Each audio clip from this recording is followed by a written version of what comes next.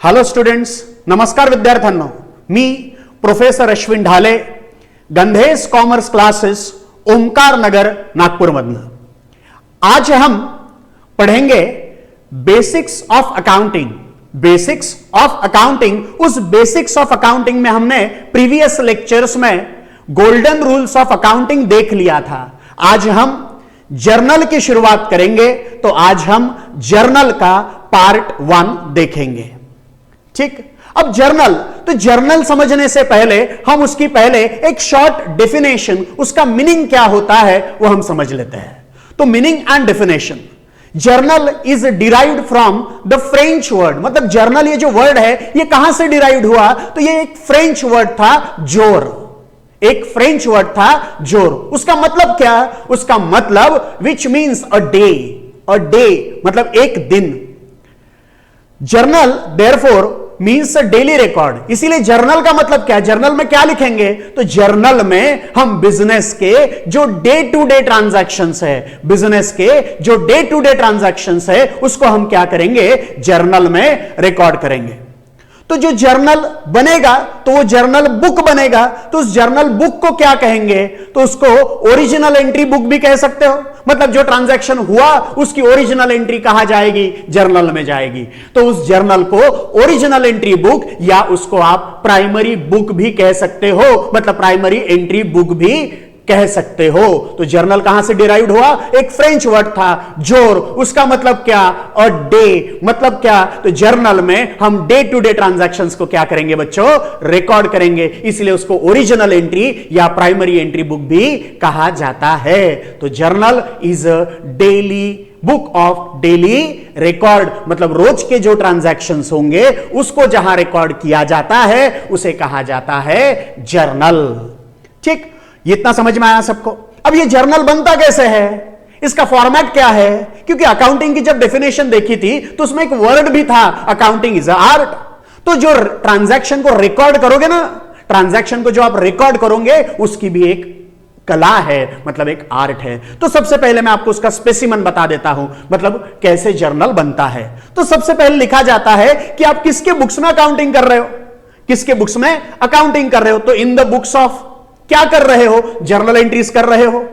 वो journal entries आप ऊपर भी लिख सकते हो, journal entries in the books of. For example आप XYZ के बुक्स में कर रहे हो तो XYZ, तो journal entries in the books of XYZ. ठीक. अब उसमें कॉलम्स बनते हैं. तो सबसे पहला कॉलम जो होता है वो डेट का. सबसे पहला कॉलम डेट का. उसमें क्या आएगा? तो वो ट्रांजैक्शन कौन से डेट का है, वो ट्रांजैक्शन कौन से डेट का है, उसकी डेट लिखी जाएगी. वो डेट आप ईयर, मंथ्स, डेट जो रहेगा बराबर, वो डेट कॉलम में आएगा. उसके बाद पर्टिकुलर्स. पर्टिकुलर्स में कौन से अकाउंट को डेबिट कर रहे हो और कौन से अकाउंट को क्रेडिट कर रहे हो, कौन से अकाउंट को डेबिट कर रहे हो, कौन से अकाउंट को क्रेडिट कर रहे हो, वो लिखा जाएगा. उसके बाद ledger folio. Ledger folio, folio मतलब पेज नंबर, फोलियो मतलब पेज नंबर. क्योंकि जर्नल के बाद अगला जो बुक बनेगा, जर्नल के बाद अगला जो बुक बनेगा वो रहेगा लेजर. तो लेजर में क्या किया जाएगा? अकाउंट बनाया जाएगा. लेजर में क्या किया जाएगा? अकाउंट बनाया जाएगा. तो उस अकाउंट पे ये अकाउंट, उस लेजर में ये अकाउंट कौन से पेज पर है वो पेज वहां लिखा जाएगा. लेकिन जब हम जर्नल बनाते हैं तो हमें उसमें कुछ लिखना नहीं है, लेकिन ये कॉलम वहां बनता है. उसके बाद डेबिट अमाउंट और क्रेडिट अमाउंट. मतलब जिस अकाउंट को डेबिट करोगे उसकी अमाउंट वहां लिखेंगे डेबिट कॉलम के नीचे, और जिस अकाउंट को क्रेडिट करोगे उसकी अमाउंट क्रेडिट कॉलम के नीचे. उसके बाद जो है ना वो एक नरेशन लिखा जाता है. बीइंग मतलब जो आपने जर्नल एंट्री पास की, जो एंट्री आपने लिखी वो किस चीज की है वो वहां लिखा जाएगा. Being started a business, being goods purchase, being goods sale. तो उसे क्या कहते हैं? उसे अकाउंटिंग में कहा जाता है नरेशन. क्या कहा जाता है? नरेशन. अब ये सोचो, ये सब करेगा कौन? ये सब करेगा कौन? तो ये सब करेगा कौन? जो मेरे ऊपर है, देखो कौन है? तो वो है आपका मुनीम जी. मुनीम जी मतलब कौन? अकाउंटेंट. ये सब कौन करेगा? ये सब कौन मेंटेन करेगा? अकाउंटेंट. मतलब हमारे बिजनेस के मुनीम जी. ठीक है, ये समझ में आया आपको? अब देखिए, वो मुनीम जी जो है वो अकाउंटिंग करेगा. अब अकाउंटिंग किसके बुक्स में करेगा? बराबर. तो अकाउंटिंग जो करेगा, अब जैसे कि मान लेते हैं कि अंबानी जी, बराबर, अंबानी ये एक पर्सन है। इन्होंने क्या किया, इन्होंने अपना एक बिजनेस स्टार्ट किया। इन्होंने क्या किया, अपना बिजनेस स्टार्ट किया। तो वो बिजनेस उनका, जैसे अंबानी का बिजनेस कौन सा है, Reliance industries limited, Reliance industries limited. तो अंबानी जी हो गए ओनर, मतलब व्यापारी, और रिलायंस इंडस्ट्रीज ये हो गया उनका व्यापार, मतलब बिजनेस, बराबर। तो ओनर और बिजनेस, ओनर और बिजनेस। तो हमारे मन में सवाल है, सर अकाउंटिंग किसकी होंगी? ये जो मुनीम जी है, ये मुनीम जी अकाउंटिंग अंबानी की करेंगे या रिलायंस की करेंगे? अंबानी की करेंगे या रिलायंस की करेंगे? तो इसका जवाब है वो अकाउंटिंग करेंगे किसकी? बिजनेस की। अकाउंटिंग किसकी होगी? बिजनेस की। तो वो जो मुनीम जी है, वो जो अकाउंटेंट है, वो रिलायंस इंडस्ट्रीज को ध्यान में रखकर, रिलायंस इंडस्ट्रीज को ध्यान में रखकर अकाउंटिंग करेगा। तो वो लिखेगा in the books of, Ambani लिखेगा क्या? अंबानी लिखेगा क्या? नहीं, वो क्या लिखेगा? In the books of Reliance industries limited, in the books of Reliance industries limited. तो बच्चों आपको यहां से क्या समझा? मुनीम जी अकाउंटिंग किसकी करेगा? बिजनेस की। किसकी? बिजनेस की। ये बात दिमाग में फिट कर लो, ठीक। अब देखो, अब हम कुछ ट्रांजैक्शंस देखते हैं, ठीक है। तो कुछ जर्नल एंट्रीज मैं आपको एक्सप्लेन करता हूं, ठीक। Journal entries for transactions related to capital introduce by the owner, बराबर। अब कोई भी बिजनेस करने के लिए वो बिजनेसमैन को क्या करना पड़ता है? बिजनेसमैन, बराबर, वो बिजनेस क्या करेगा? स्टार्ट करेगा, ठीक। जैसे ये जेठालाल, ये जेठालाल ने क्या किया? अपना एक बिजनेस स्टार्ट किया, उसका नाम है गड़ा इलेक्ट्रॉनिक्स, बराबर। तो जेठालाल कौन हुआ? ओनर हुआ। जेठालाल कौन हुआ? ओनर हुआ। गड़ा इलेक्ट्रॉनिक्स क्या हुआ? उसका बिजनेस हुआ। गड़ा इलेक्ट्रॉनिक्स क्या हुआ? बिजनेस हुआ। मतलब जेठालाल व्यापारी हुआ और गड़ा इलेक्ट्रॉनिक्स ये व्यापार हुआ, मतलब बिजनेस हुआ। अब जब वो बिजनेस स्टार्ट करेगा, जब उसने बिजनेस स्टार्ट किया होगा, तो बिजनेस में उसने पैसा लगाया होगा। बिजनेस में उसने क्या किया होगा? पैसा लगाया होगा। तो जब ये ओनर बिजनेस में पैसा लगाता है, जब ओनर बिजनेस में पैसा लगाता है, तो उसे कैपिटल कहा जाता है। जब ओनर बिजनेस में कुछ कंट्रीब्यूट करता है, तो उसे कैपिटल कहा जाता है। तो इस एग्जाम्पल में यहां जेठालाल ने, मतलब ओनर ने क्या किया? जब गड़ा इलेक्ट्रॉनिक स्टार्ट किया, तो उसने कैश बिजनेस में लगाया। क्या बिजनेस में लगाया? कैश बिजनेस में लगाया। अब बिजनेस में पैसा आया, तो अपना मुनीम जी भी आया। बिजनेस में पैसा आया, तो मुनीम जी भी आया। तो देखो वो अकाउंटेंट आया। अब अकाउंटेंट क्या करेगा? उसकी एंट्री पास करेगा। एंट्री पास करेगा किसके लिए? एंट्री किसके लिए पास होगी? जेठालाल के लिए कि बिजनेस के लिए? जेठालाल के लिए कि बिजनेस के लिए? सर बिजनेस के लिए। किसके लिए? गड़ा इलेक्ट्रॉनिक्स के लिए। तब सोचा जाएगा गड़ा इलेक्ट्रॉनिक्स से। तो सबसे पहले आपको यह आइडेंटिफाई करना पड़ेगा कि इस ट्रांजैक्शन में कौन से दो अकाउंट इन्वॉल्व है। इस ट्रांजैक्शन में कौन से दो अकाउंट इन्वॉल्व है।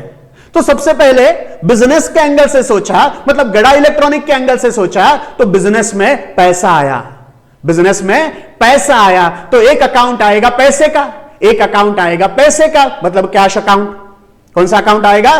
कैश अकाउंट, ठीक है। दूसरा, बिजनेस को यह पैसा दिया किसने? अपने जेठालाल ने। किसने दिया? जेठालाल ने, मतलब ओनर ने। तो दूसरा अकाउंट आएगा ओनर का, दूसरा अकाउंट आएगा ओनर का। तो एक अकाउंट आया कैश, दूसरा अकाउंट आया ओनर। एक अकाउंट आया कैश, दूसरा अकाउंट आया ओनर। अब कैश अकाउंट कौन सा है? मैंने लास्ट क्लासेस में आपको बताया है, cash account is a real account. Cash account is a real account. Cash ये बिजनेस की असेट है, बराबर। तो रियल अकाउंट का रूल क्या कहता है?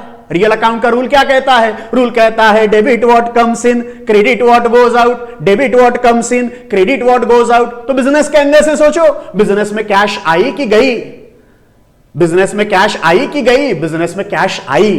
बिजनेस में कैश आई, इसीलिए कैश को होगा डेबिट। कैश को होगा डेबिट। बिजनेस को यह पैसा किसने दिया? जेठालाल ने दिया।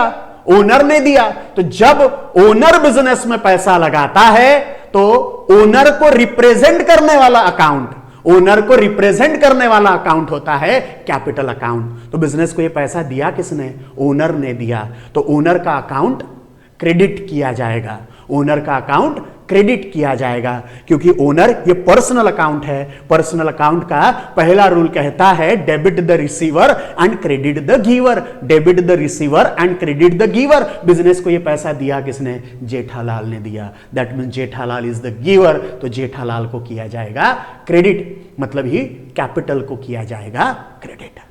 अब देखो बच्चों, मैंने आपको पर्सनल अकाउंट के दो रूल बताए थे। पहला डेबिट द रिसीवर और क्रेडिट द गिवर। दूसरा और एक रूल था, debit from whom money is receivable and credit to whom money is payable. अब एक बात दिमाग में फिट कर लो, बिजनेस स्टार्ट होने के बाद ओनर अलग रहता है और बिजनेस अलग रहता है। बिजनेस स्टार्ट होने के बाद ओनर अलग रहता है और बिजनेस अलग रहता है। तो ये क्या हो गए? दो सेपरेट एंटिटी हो गए, बराबर।